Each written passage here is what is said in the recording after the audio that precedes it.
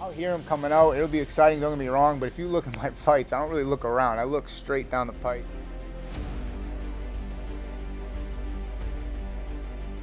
Coming off wins, the moment only gets bigger, and I have another big opportunity in front of me come Saturday night against the #1 fighter in the featherweight division, number 8 pound for pound, plan to go out and capitalize. The moment wasn't too big, I want more of them, and that I was ready for the next one, I was hungry for the next one, and I went out and I earned me a big win over Jeremy Stephens and got to get my first main event win against Dan Ige last fight, so now we're riding that momentum in a big fight with Max.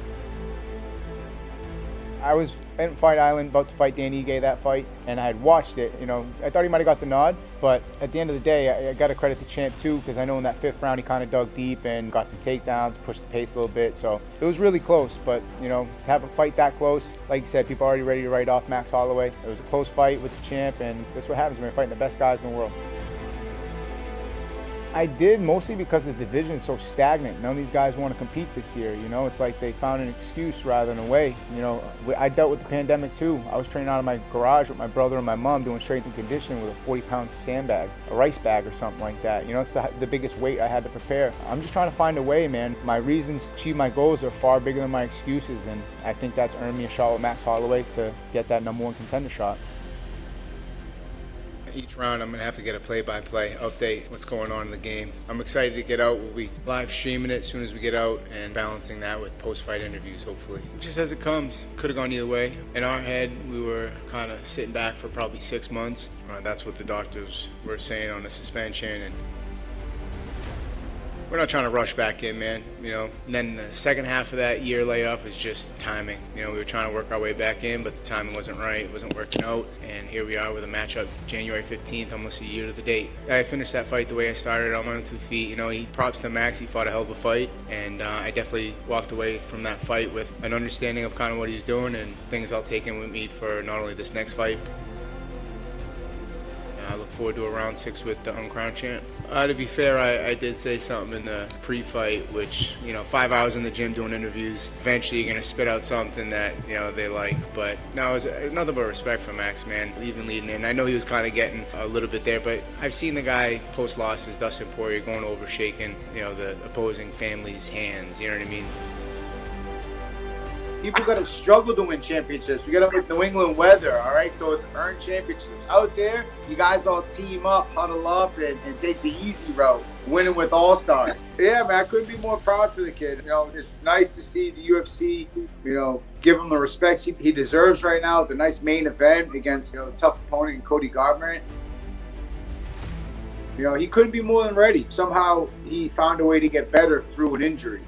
He came in the gym and he's just better than ever. And it's impressive, man. It's motivating for me, someone that's taken time off the last couple of months, to come back, see the way he hit the ground running. And I plan to do the same. It's nice. The relationship we got where, someone's always kind of active and competing, pulling the other guy back and keeping them in the gym. Generally when otherwise, you might be getting in your own head being out of the gym. It's nice to have something to focus on. And right now, the whole New England cartel is all team fun, and we're all excited. Earning opportunities, everyone in front of you, it pays off in the long run, just staying busy. And, that afforded me the Max Holloway fight, which afforded me the live on ABC, and first event with crowd back in the stadium. So a lot of pluses this time around, but I'm just focused on getting the job done with Max Holloway. A lot of people still consider Max the champ, and a win over him, I think, puts me next in line.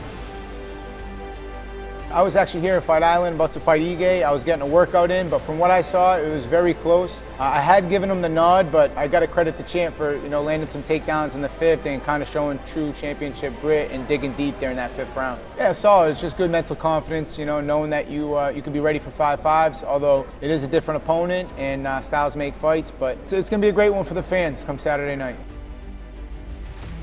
It's more so I take in the fans post-fight. Of course, there's going to be some level of, excitement with the fans on the way in at a certain level, but I try to be controlled of how excited I step in there. I don't like the fans or anything on the outside to dictate my level of. More so, I miss the crowd after the big finish over Jeremy Stephens. You just hear the crowd erupt, and that's when I take in everything on the outside of the octagon. But when it's time to fight, all I'm focusing on is me and my opponent. first round, even with the wrestling, you know, took him down the first one. He was opening up some good shots. He was starting to build a little bit of momentum, like possibly right off the get. So when I saw an opening off a missed kick for a takedown, I figured I'd take it and jumped on that, took him down, just made him work a little bit, take some of the power, steam off his shots at the end, at the least, and it did exactly that. He was holding on like really strong, wasting a lot of energy from bottom, trying to just hold on. Looked like we were both kind of on, but I was trying to pull off and punch, and he was straining himself pretty hard. So I knew he kind of blew a lot of his gas in that first round. He told me after in the hospital that was the case. And then from there, I was just wanting to stay on the gas and keep that pressure on with punches and the jabs, followed by elbows. A little later, we got into the fight, and then the closer in the range we got. It was kind of both, around both of them. I remember it was really cool. It was like we were going in the Oakland boxing gym, I'll never forget, with Nick and Nate. And we walk in, and Andre Ward's sitting in a heavy bag, you know, in Oakland. And Virgil Hunter's there, his coach, telling him, hey, pick it up, pick it up. And he's like, I can't knock it out now. I can't. He's just ripping the back. It was like, do I gotta uproot everything that I've ever known to go make it in this game? And, you know, credit to my team. We finally developed what we think, you know, that you can develop a small camp from New England